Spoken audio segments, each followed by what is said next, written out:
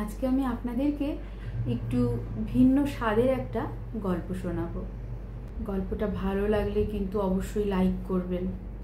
আমি কিন্তু দেখতে পাচ্ছি অনেকে আমার গল্প দেখছেন, কিন্তু কেউ লাইক করছে না। লাইক না করলে ভালো লাগে বলুন? কতবার আমার গল্পটা প্লে হয়, কিন্তু লাইকের বেলায় 10টা 12টা। ভালো লাগে? প্লিজ সবাই একটু লাইক করে দেবেন যদি ভালো লাগে।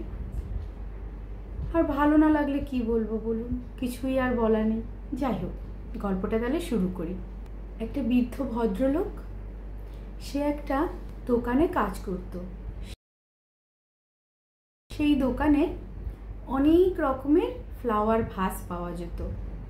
তার মধ্যে একটা ফ্লাওয়ার ভাস যেটা বৃদ্ধটার খুবই পছন্দ ছিল, কিন্তু ফ্লাওয়ার ভাসটাকে কোনো মানুষই কিনতে চাইতো না। যখনই কোনো কাস্টমার আসতো, বৃদ্ধটা সেই ফ্লাওয়ার ভাসটাকে নানান রকমভাবে কাস্টমারের সামনে উপস্থাপন করত। কাস্টমারের পছন্দও হতো, কিন্তু সবশেষে বৃদ্ধটাকে বলতে হতো যে এই ফ্লাওয়ার ভাসটার মধ্যে কিন্তু একটা ছিদ্র আছে। ব্যাস, কাস্টমার আর ওই ফ্লাওয়ার ভাসটা নিত না। প্রতিদিন বৃদ্ধ ওই ফ্লাওয়ার ভাসটাকে পরিষ্কার পরিচ্ছন্ন করে একটা কোণায় রেখে দিত। দোকানের মালিক এটা প্রতিদিন নজর করত আর ভাবতো বৃদ্ধটা ওই ফ্লাওয়ার ভাসটার মায়ায় পড়ে গেছে। মাঝে মাঝে দেখতো বৃদ্ধটা ফ্লাওয়ার ভাসটার সঙ্গে কথা বলছে। এই দেখে মালিক নিজের মনেই হাসতো, কিন্তু সত্যি ফ্লাওয়ার ভাসটা বৃদ্ধের সঙ্গে কথাই বলতো। একদিন ফ্লাওয়ার ভাসটা বলছে, তুমি আমাকে এত পরিষ্কার পরিচ্ছন্ন করে রাখো, কিন্তু তার তো কোনোই মূল্য তুমি পাও না। আমার এই ছিদ্রের জন্য আমাকে কেউ কেনে না। আমার জানো, আমার খুব কষ্ট হয়। আমি কারুর বাড়ির শোভা বাড়াতে পারছি না। আমার কত ইচ্ছা আমার ভেতরে কত সুন্দর সুন্দর ফুল থাকবে, কিন্তু দেখো আমার এই ছিদ্রের জন্য আমাকে কেউ কিনতে চায় না। বৃদ্ধ তখন ফ্লাওয়ার ভাসটাকে সান্ত্বনা দেয়, বলে তুমি ওরকম কখনো কষ্ট পেও না।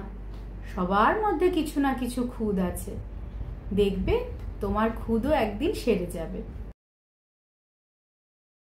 ধরে ওই দোকানের মালিক বৃদ্ধটাকে দেখে ওই ফ্লাওয়ার ভাসটার প্রতি ওর খুবই মনোযোগ, কিন্তু কেউ যেহেতু কিনতে চাইছে না, তাই এক সময় দোকানের মালিক বৃদ্ধটাকে বলল, দেখো এই ফ্লাওয়ার ভাসটার মধ্যে তো একটা ছিদ্র আছে, এই ফ্লাওয়ার ভাসটা আর বিক্রি হবে না। আর আমি দেখছি তুমি খুব পছন্দ করছো, প্রতিদিন একে মুছে টুছে ভালো করে রাখছো। তুমি এক কাজ করো না, তুমি এটাকে বাড়ি নিয়ে যাও। বৃদ্ধ ঘর সাজাতে খুব পছন্দ করত, কিন্তু তার কাছে তো তত পয়সা ছিল না।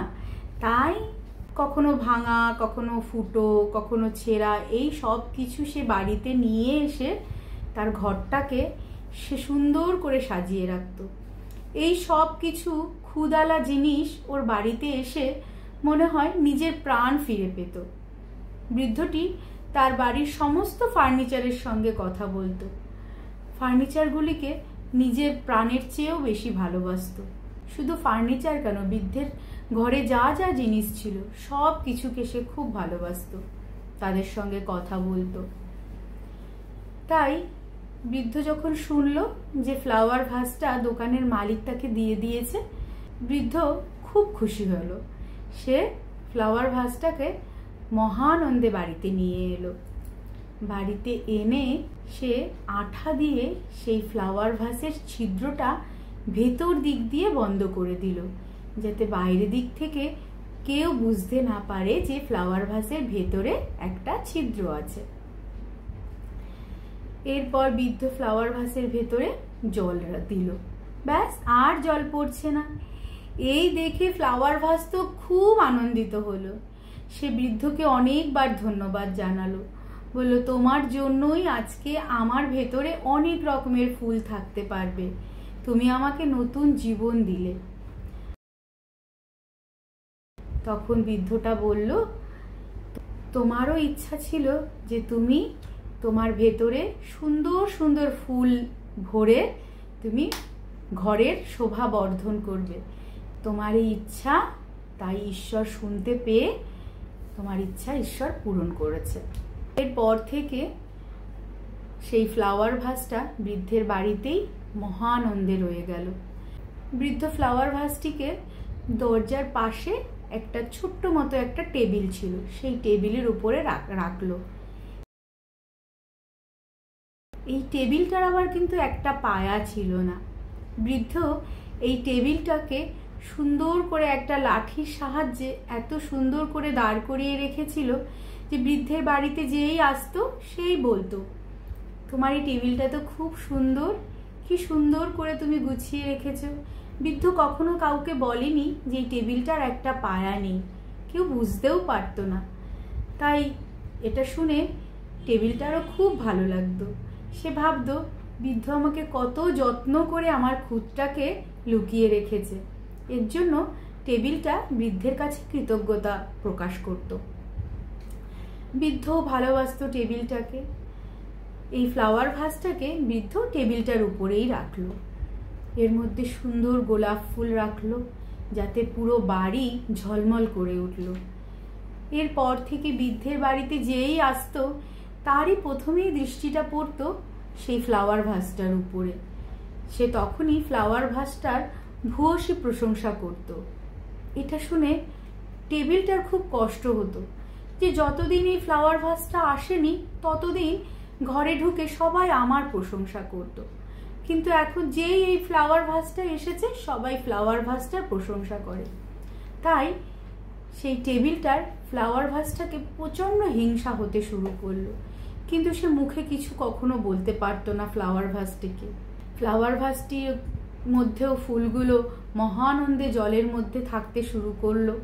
প্রতি সপ্তাহে বৃদ্ধ নতুন গোলাপ ফুল এনে ফ্লাওয়ার ভাসটিকে ভরিয়ে রাখতো। একদিন বৃদ্ধ ফুল আনতে গেছে, দেখলো ফুলওয়ালার কাছে প্রচুর পরিমাণে সুন্দর করে ফুটে রয়েছে সূর্যমুখী ফুলগুলো। বৃদ্ধর এত ভালো লাগলো, সে মহানন্দে তার কাছ থেকে সূর্যমুখী ফুলগুলোকে কিনে নিল আর বাড়ির দিকে রওনা দিল। ভাবলো, এত বড় বড় সূর্যমুখী ফুল যখন আমি আমার ফ্লাওয়ার ভাসের ভেতরে রাখবো, আমার পুরো বাড়িটা আলো হয়ে যাবে আর আমার ফ্লাওয়ার ভাস সেও খুব আনন্দিত হবে। এই ভেবে বৃদ্ধ সেই সূর্যমুখী ফুলগুলোকে এনে সেই ফ্লাওয়ার ভাসটার ভেতরে রাখলো। ফ্লাওয়ার ভাসও সূর্যমুখী ফুলগুলোকে দেখে মহা আনন্দিত হলো। তার মধ্যে যখনই সূর্যমুখী ফুলগুলো রাখা হলো, সে তো আনন্দে আত্মহারা হয়ে গিয়েছিল। কিন্তু এই আনন্দ টেবিলটার একদম সহ্য হচ্ছিল না। বৃদ্ধ যখন সেখান থেকে চলে গেল, তখন টেবিলটা ফ্লাওয়ার ভাসকে বলল, ওই বৃদ্ধ পয়সা বাঁচানোর জন্য সূর্যমুখী ফুল নিয়ে এসেছে, আর তোমার ভেতরে প্রতিদিন সে কেনই বা গোলাপ ফুল রাখবে? তোমার ভেতরে তো ছিদ্র আছে, তাই প্রথম কয়েকদিন তোমার ভেতরে গোলাপ ফুল রেখেছে, কিন্তু এখন সে কম পয়সা দিয়ে সূর্যমুখী ফুল নিয়ে এসেছে। এই কথা শুনে ফ্লাওয়ার ভাসের মনটা খুব খারাপ হয়ে গেল। এরপর বৃদ্ধ যখন ফ্লাওয়ার ভাসের কাছে আসলো, তখন সে বৃদ্ধকে বলল, তুমি আমাকে কম পয়সার ফুল দিয়ে সাজিয়ে রাখতে এনেছো, যাও তুমি এক্ষুনি গিয়ে আমার জন্য গোলাপ ফুল নিয়ে এসে আমার ভেতরে গোলাপ ফুল দিয়ে সাজাবে। সূর্যমুখী ফুলগুলোকে আমার থেকে বের করে ফেলো। আমি একদম কম পয়সার ফুল দিয়ে আমি নিজেকে সাজাবো না। তুমি কি ভেবেছো আমাকে দেখতে এত সুন্দর, আমি তোমার এই কম পয়সার ফুল দিয়ে নিজেকে সাজাবো? যাও, তুমি এক্ষুনি যাও, গিয়ে তুমি আমার জন্য গোলাপ ফুল নিয়ে এসো। বৃদ্ধ সেই ফ্লাওয়ার ভাসের কথা শুনে খুব কষ্ট পেল, কিন্তু সে ফ্লাওয়ার ভাসটাকে কিছু বলল না। কিন্তু ঈশ্বর, সে তো দেখলো যে ফ্লাওয়ার ভাসটিকে এই বৃদ্ধটি নতুন জীবন দিয়েছিল, কিন্তু আজ ফ্লাওয়ার ভাস তাকে অপমান করলো। বৃদ্ধ কিছু না বললেও ঈশ্বরের কাছে কিন্তু এটা জমা থাকলো। সে তাই আবার গেল ফুলের দোকানে গোলাপ ফুল কিনতে। বৃদ্ধ যখন সূর্যমুখী ফুলগুলো কিনেছিল তখন কিন্তু তার একবারও মনে হয়নি যে সূর্যমুখী ফুলের কম দাম তাই সে সূর্যমুখী ফুল নেবে, গোলাপ ফুলের বেশি দাম তাই সে গোলাপ ফুল নেবে না। তার শুধু ভালো লেগেছিল আর সে ভেবেছিল তার ফ্লাওয়ার ভাসও খুব আনন্দিত হবে। কিন্তু ফ্লাওয়ার ভাসের মুখে যখন শুনলো এই দামের পার্থক্যের কথা তখন তার মনটা খুব কষ্টে ভরে গেল। সে ফুলওয়ালার কাছে গেল, গিয়ে গোলাপ ফুল কিনলো, কিনে সে বাড়ি চলে এলো, এনে গোলাপ ফুল দিয়ে ফ্লাওয়ার ভাসটা ভরিয়ে রাখলো। আর সূর্যমুখী ফুলগুলোকে একটা ভাঙা কাচের গ্লাসের মধ্যে রেখে সেটা বৃদ্ধের ডাইনিং টেবিলের উপরে রাখলো। ডাইনিং টেবিলের উপরে যেই সূর্যমুখী ফুলগুলোকে রাখলো, সূর্যমুখী ফুলগুলো চারিদিকে তার আলো ছড়িয়ে দিল, সারা ঘর আলোয় ভর্তি হয়ে গেল। সেই সূর্যমুখী ফুলগুলোর কাছে সেই গোলাপ ফুল সমেত ভাসটা যেন ম্লান হয়ে পড়েছিল। সূর্যমুখীর সেই তেজে গোলাপ ফুলের মহিমা আর বোঝা যাচ্ছিল না। তখন সেই টেবিলটা ফ্লাওয়ার ভাসটাকে বলে, তোমার গোলাপ ফুলগুলোকে বলো না যেন ছড়িয়ে থাকে সূর্যমুখীর মতো, তবেই তো তোমাকে দেখতে ভালো লাগবে। সঙ্গে সঙ্গে সেই ফ্লাওয়ার ভাসটা গোলাপ ফুলগুলোকে বলল, এই তোরা ছড়িয়ে থাক না, তবেই তো আমাকে দেখতে ভালো লাগবে। গোলাপ ফুলগুলো ফ্লাওয়ার ভাসের কথা মতো নিজেদের ছড়িয়ে রাখতে গেল। এই ছড়িয়ে রাখতে গিয়ে সেই গোলাপ ফুলের ডাঁটিতে লেগে ফ্লাওয়ার ভাসের ভেতরের আঠাটা গেল উঠে, আর সঙ্গে সঙ্গে ফ্লাওয়ার ভাসের ভেতরে থাকা সব জল বাইরে বেরিয়ে গেল। সেটা ওই বৃদ্ধটা জানলও না, কারণ সে তখন বাড়ি ছিল না। ধীরে ধীরে ফ্লাওয়ার ভাসের গোলাপ ফুলগুলো কেমন ম্লান হয়ে গেল। জল বেরিয়ে যাওয়ায় ফুলগুলো ধীরে ধীরে শুকিয়ে যেতে থাকলো। বহুদিন ফ্লাওয়ার ভাসটা সেই দরজার পাশের টেবিলের উপরেই ছিল, কোনোদিন কিন্তু দরজার পর্দা লেগে ফ্লাওয়ার ভাসটা পড়ে যায়নি। হঠাৎ সেদিন হাওয়াতে দরজার পর্দাটা ফ্লাওয়ার ভাসটার গায়ে এসে পড়ল এবং ফ্লাওয়ার ভাসটা টেবিল থেকে নিচে পড়ে গিয়ে খণ্ড বিখণ্ড হয়ে গেল। আমাদের জীবনটাও না ঠিক এই ফ্লাওয়ার ভাসের মতন। আমাদের সবার মধ্যেই কিন্তু কিছু না কিছু খুঁত আছে। কেউ কিন্তু পুরো নিখুঁত হয়ে পৃথিবীতে জন্মগ্রহণ করে না। যারা নিখুঁত হয়ে জন্মগ্রহণ করে তারা তো ভগবান হয়। আমাদের সবার মধ্যেই কিছু না কিছু খুঁত আছে। আমাদের যারা ভালোবাসে তারা আমাদের ভালো দিকটার সঙ্গে আমাদের খুঁত নিয়েই কিন্তু আমাদের ভালোবাসে।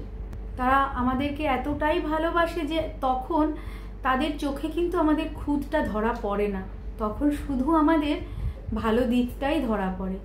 খুঁত শুধুমাত্র তাদের চোখেই ধরা পড়বে যারা আমাদেরকে ভালোবাসে না, আর যারা ভালোবাসে তাদের চোখে ধরা পড়বে না। তাই বৃদ্ধটি যখন ফুল কিনতে গিয়েছিল তার কিন্তু মনে ছিল না যে তার ফ্লাওয়ার ভাসের খুঁত আছে। যেমন কোনো কিছু বিচার না করেই ফ্লাওয়ার ভাসের জন্য সূর্যমুখী ফুল কিনে এনেছিল, তার মাথায় কিন্তু ছিল না দামের পার্থক্য।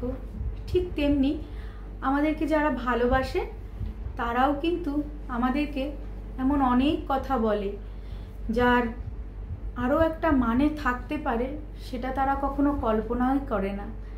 যেমন অন্নপূর্ণা ঈশ্বরী পাটনি কবিতাতে অন্নপূর্ণা ঈশ্বরী পাটনিকে বলেছিল, গঙ্গা নামে সত্যতার তরঙ্গ এমনই, জীবন স্বরূপ আসে স্বামীর শিরোমণি। অন্নপূর্ণা পাটনিকে বোঝাতে চেয়েছে যে গঙ্গা যখন পৃথিবীতে নামে তখন তার প্রবাহের এত গতি, সেই গতি যদি পৃথিবীতে আছড়ে পড়ে তাহলে পৃথিবী ধ্বংস হয়ে যাবে। তাই শিবের মাথার মধ্যে দিয়ে সে প্রবাহিত হয়ে তারপরে পৃথিবীতে অবতীর্ণ হয়েছে। কিন্তু পাটনি কি বুঝলো?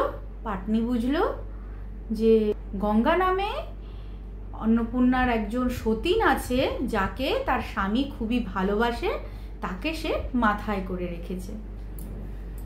ঠিক তেমনি আমাদের জীবনেও প্রতিটা কথার দুটো মানে হয়। ভালোবাসার মানুষটা কিন্তু সঠিক কথাই তোমায় বলেছে, আর যারা তোমাকে হিংসা করে হয়তো এখন মনে হবে যে না, সে তো আমাকে খুব ভালোবাসে।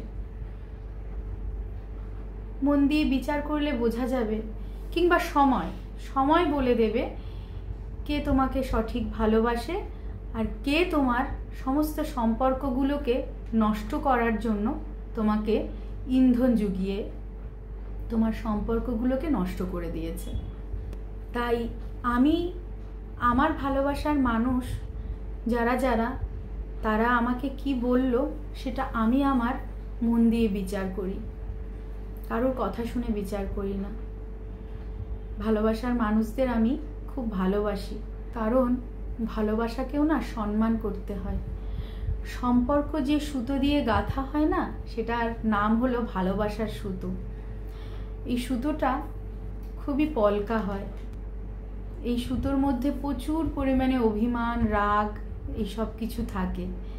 তাই সম্পর্ক বাঁচিয়ে রাখতে হলে বিচার করে তারপরে তাকে কিছু বলতে হবে, কারণ যাকে আপনি সবচেয়ে বেশি ভালোবাসেন অভিমান কিন্তু তার উপরেই সবচেয়ে বেশি হয়।